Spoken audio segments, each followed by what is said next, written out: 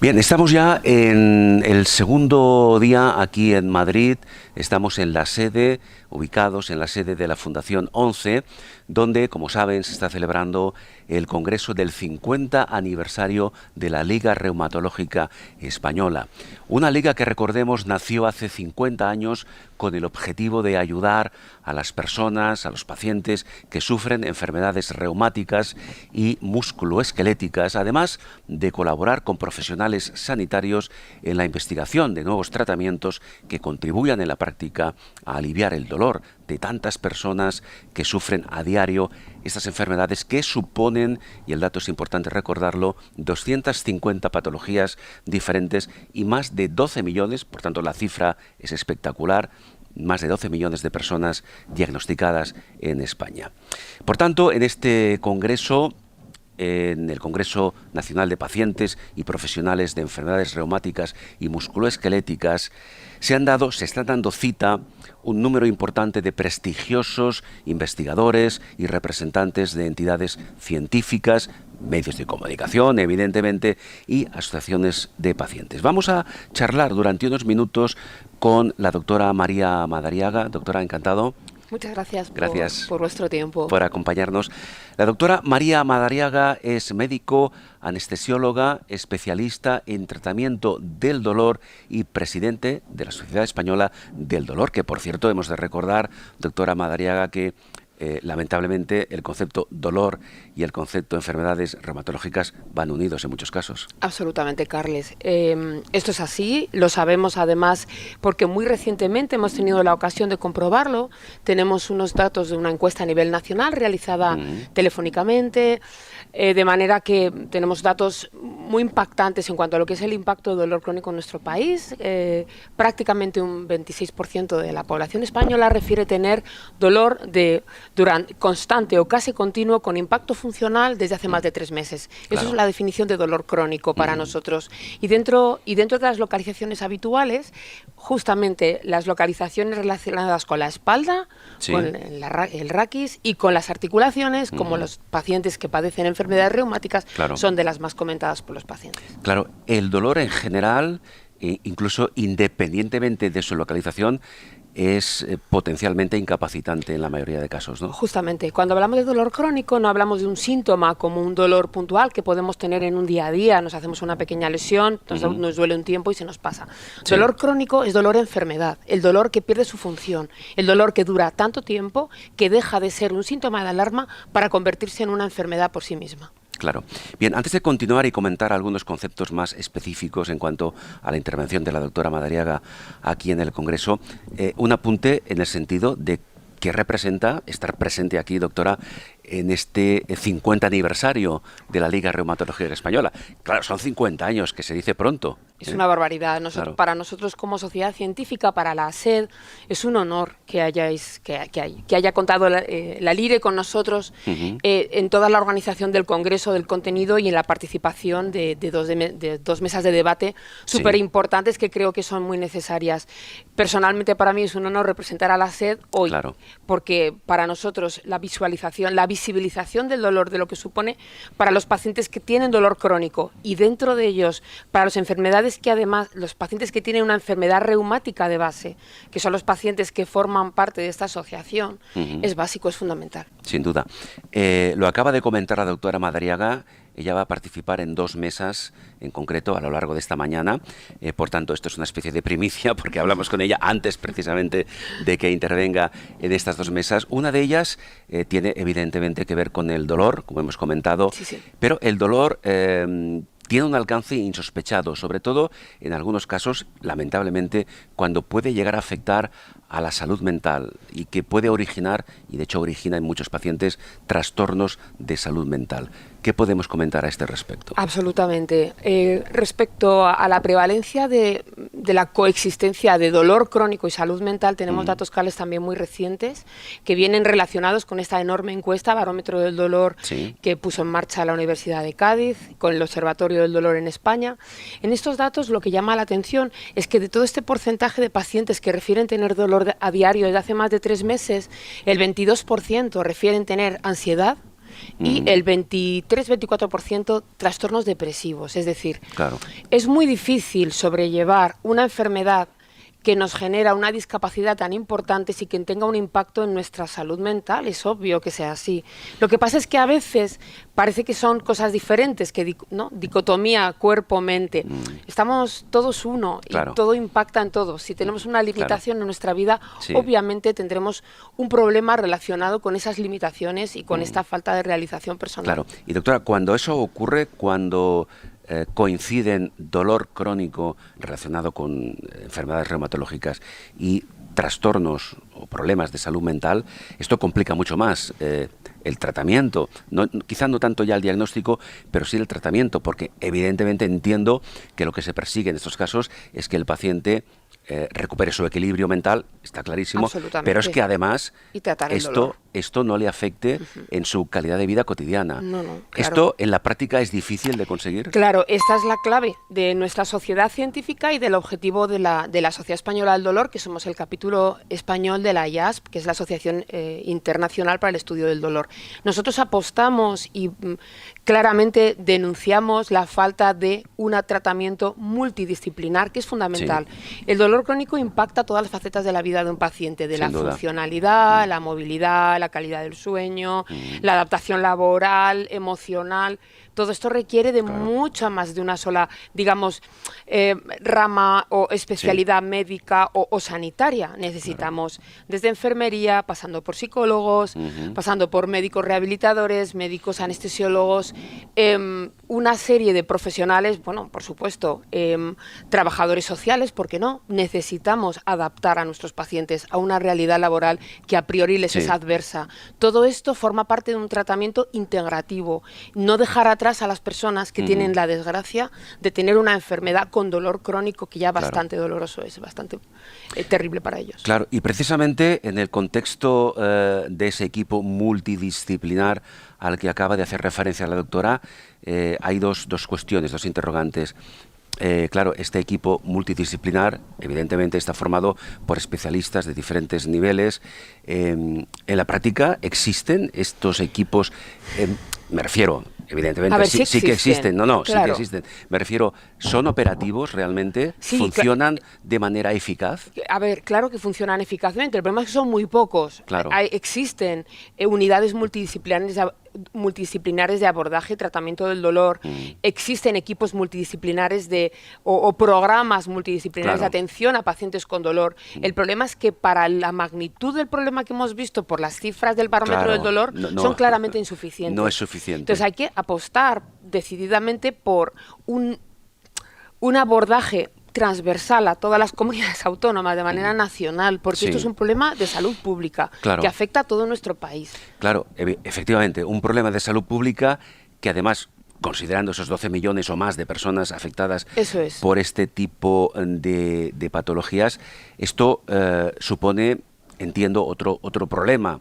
que es la desigualdad en función de dónde se trata ese paciente. Absolutamente. Quiero decir, no es lo mismo que un paciente por el código postal, en totalmente. Cataluña, en Andalucía, en la Comunidad de Madrid y dentro, por ejemplo, de la Comunidad de Madrid, que es donde estamos actualmente, pues no tiene nada que ver un distrito u otro, Madrid ciudad o periferia. Y esa desigualdad, esa inequidad, ¿por qué se produce? Pues porque los recursos relacionados con el abordaje del dolor y la cronicidad son diferentes entre cada hospital y no tiene una estructura similar ni una protocolización similar. Hombre, tiene unos mínimos, por supuesto que sí. Claro. En todos los hospitales de la Comunidad de Madrid, por ejemplo, están implantadas los programas de atención al dolor en general.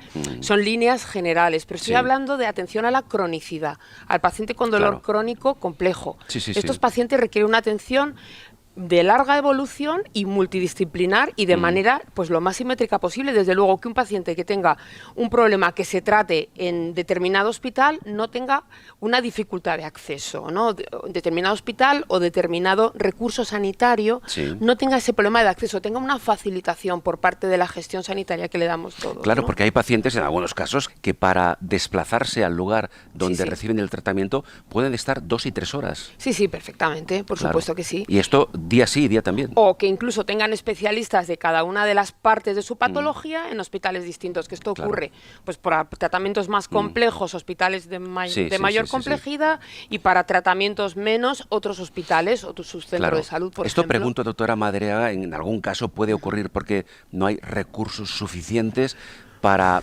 rediseñar esos equipos. A ver, yo creo que los recursos, Carles, están ahí, porque yo sinceramente creo que el sistema de salud tiene recursos. Lo que ocurre es que está muy bien diseñado nuestro sistema de salud para atender lo agudo, la patología aguda, lo que llega a urgencias. Llega, pues se me lo imagino, un dolor abdominal, apendicitis, se hacen las pruebas diagnósticas, se confirma cirugía, posoperatorio, a casa, perfecto. El problema es la cronicidad, es cómo abordar una enfermedad que tiene una discapacidad y un dolor de base con aumentos puntuales. Pero permanente. Pero permanente, claro, en el tiempo, durante la vida del paciente. Claro, y quizá, doctora Madariaga, personas que no conocen, por suerte para ellas, esta sintomatología... es lo más difícil de entender. Exactamente. Es que no se entiende. Quizá no puedan entender que una persona se levante por la mañana y ni tan siquiera pueda vestirse. Absolutamente. Por ejemplo. Es que es algo que hasta que no te pasa cerca, en tu familia o a ti mismo, en tu familia, en tu entorno inmediato, tus amigos, la gente con la que te relaciones más, es algo que no puedes creer que pueda ocurrir. Que piensas que es un dicho, que no es posible que una... De hecho, el barómetro del dolor, Carles, para que te hagas una idea, no estamos hablando de personas muy ancianas. La edad media de pacientes con dolor crónico, estamos en los 51,5 años. Es una barbaridad. Es exactamente mi edad actual. Yo no me considero una persona discapacitada, de hecho estoy laboralmente activa en este momento. Tengo también, en fin, unas cargas familiares como todo el mundo. Quiero decir, si a mí me ocurriera un problema de dolor crónico, muchas personas se verían impactadas por porque yo no podría funcionar igual. Claro, pero es que además, doctora Madariaga, algunas de esas personas con dolor crónico aparentemente no tienen un impacto visual. Aparentemente a esa persona, entre comillas, no le ocurre nada, pero el dolor va por dentro. Claro, o lo que suele pasar es que suelen dejar de estar, es decir, en una reuniones de amigos, pues intentan reducir a la mínima actividad que puede tolerar su dolor. Se aíslan. Efectivamente, el absentismo laboral o presentismo, que es peor. O sea, estás en tu trabajo, pero no estás desempeñando. No estás desempeñando porque estás medicado, porque estás molesto, porque no puedes cambiar de posición, porque tu puesto de trabajo tienes que estar, me lo invento, 6, 8 horas realizando determinadas tareas, no rindes igual. Entonces son pacientes que la inmensa mayoría de esa discapacidad queda silenciada. Por eso es tan importante sacarla a la luz en este tipo de... Queda silenciada y no tiene la visibilidad suficiente, que es precisamente uno de los temas de la mesa redonda que va a afrontar en unos minutos la doctora Madariaga, visibilidad en cuanto a enfermedades reumáticas y musculoesqueléticas a nivel social. Dos aspectos. ¿Por qué cree usted que se produce esta falta de visibilidad o qué es necesario para intentar poco a poco que esa falta de visibilidad deje de ser evidente? A ver, yo voy a decir algo que suena muy estupendo, pero creo que es la realidad. Yo creo que el paciente es la parte más potente del sistema de salud y la menos aprovechada. Es decir, si nosotros damos a los pacientes herramientas para que sus necesidades sean escuchadas, canalizadas y el sistema de salud se adapte a la realidad de su vida con una enfermedad dolorosa, les vamos a dar una mejor calidad de vida y una mejor atención. Entonces, no se trata de diseñar un sistema de salud para enfermedades concretas. Tenemos que diseñar el sistema de salud para atender a necesidades concretas de personas concretas. Entonces, el cambio que pedimos desde las asociaciones y sociedades científicas es un cambio de mucho calado en la atención a nuestros pacientes y en la valoración de la enfermedad crónica, de la discapacidad, pero no es imposible. Los recursos están ahí. Nosotros estamos dispuestos a hacer ese cambio. Necesitamos el consenso de gestores, pacientes, profesionales, para que por fin las necesidades de los pacientes estén en el centro de verdad, no con una palabra bonita, Carles, sino de verdad. Entonces, para que se produzca este reconocimiento y este cambio, que es lo que se persigue de alguna forma en cuanto a la situación social sanitaria que viven los pacientes, ¿qué aspectos claves deberían existir? Bueno, el primero es lo que estamos haciendo aquí hoy, que es la visibilización de un problema real que queda silenciado por un día a día que generalmente el paciente, digamos, se come solo o trata de adaptar solo con su familia o con el círculo más cercano. primero, como he dicho, visibilización. Segundo, promoción, educación en salud. Es decir, a los pacientes, ¿qué es lo que les pasa? ¿Cómo tienen que preguntar qué es lo que les pasa? ¿Cómo tienen que buscar esos recursos? A los profesionales, valorar el dolor como una enfermedad, aprender a diagnosticar los problemas dolorosos de manera sistematizada e igual entre unos y otros, que nos permita hablar de lo mismo. Sí. Por eso es tan importante las referencias, por ejemplo, al IDC-11, que son códigos de valoración de enfermedades dolorosas que nos permiten hablar el mismo idioma diagnóstico y, por lo tanto, mejorar las oportunidades terapéuticas a los pacientes. Claro. Y después mejorar esas terapias a los pacientes de una manera basada en la evidencia y de una manera consensuada con una gestión clínica sanitaria a nivel nacional. Correcto. Dos últimas cuestiones, doctora Madariaga. Se está hablando cada vez más de la necesidad de que los pacientes sean activos, del activismo del paciente. Es fundamental. ¿Esto cómo se traduce en la práctica? Pues es fundamental. El activismo del paciente en el sentido, probablemente la manera más de mayor impacto, de mayor relevancia, es el asociacionismo. Parece una tontería, pero no lo es. Uno solo es incapaz de mover grandes cosas, pero en equipo, en grupo, somos capaces de hacer muchas más cosas que las que tenemos opción individualmente. Entonces yo recomiendo a todos los pacientes con dolor crónico que traten de buscar una asociación que represente sus intereses y que se muevan. Que a ver, las hay.